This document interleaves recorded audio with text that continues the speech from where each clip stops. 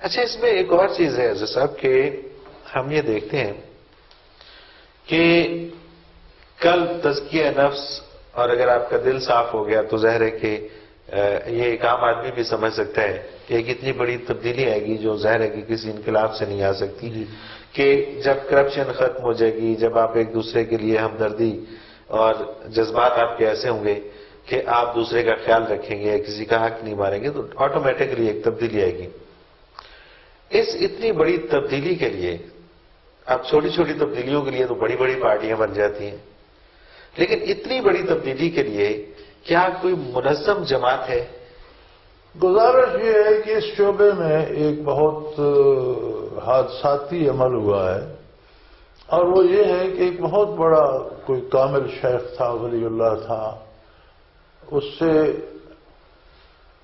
اب یہ آگے چلنا چاہیے کہ جس میں استعداد ہو، جس نے اس سے حاصل کیا ہو اور آگے تقسیم کر سکتا ہو، لیکن یہ شرط ہٹ گئی اور صرف ایک رہ گئی کہ اس کی اولاد کو اس کا وارث بنا دیا جائے۔ اگر اولاد بھی یہ سیکھ لے، اس فن میں ماہر ہو جائے، آگے پہنچا سکتے، پھر تو بہت اچھی بات ہے۔ لیکن بدقسمتی سے ہوا یہ کہ اولادوں نے جنہوں نے یہ سیکھا نہیں، جو بزرگوں کو کہتے تھے کہ پاگل ہیں، وقت ضائع کر رہے ہیں، دنیا کا کوئی کرنا چاہیے، جب وہ فوت ہوئے تو وہ ان کے جانشین بن گئے، جبہ کرتا پہن لیا اور حلیہ وہ بنا لیا، باطن وہ تھا نہیں، تو انہوں نے لوگوں کو کھیل تماشے میں لگا دیا۔ وہ پیرخانوں کا مقصد ہی بدل گیا، جی کوئی تکلیف آئی ہے تو وہاں سے دعا کرا لو، وہاں سے تویز لے لو، یہ ہو جائے گا، وہ ہو جائے گا، کسی نے تمہارے ساتھ زیادتی کی ہے تو اس کا بیٹا مر جائے گا، وہاں سے دعا کرا لو، یعنی عجیب سا ایک تماشا بن گیا۔ حالانکہ یہ سارے مرشد خانے محض دل روشن کرنے کے وہ مرکز تھے، مطلب یہ نیکی کی طرف راغب کرنے کے اور اس کو راہ راست پہ چلانے کے لیے مرشد کا اصل جو مقصد ہی یہ تھا، وہ یہی تھا کہ وہ اس کو ایک سیدھا راستہ واصل باللہ کرے، اللہ کی اطاعت پہ لائے اور نبی کریم صلی اللہ علیہ وسلم کے ساتھ آپ کا تعلق جوڑے، آپ کا دل روشن کرے۔ اور ایک حضور نے دعا کی تھی کہ اللہ ربنا ارنا حقیقت الاشیاء او کما قال رسول اللہ صلی اللہ علیہ وسلم، کہ اللہ ہمیں چیزوں کے حقائق سے آگاہ فرما، یعنی جو ہم عمل کرتے ہیں یہ بھی ایک چیز ہے نا، اس کا نتیجہ یہاں کیا ہوگا اور یہاں سے بعد آخرت میں کیا ہوگا، اللہ ہمیں وہ علم دے۔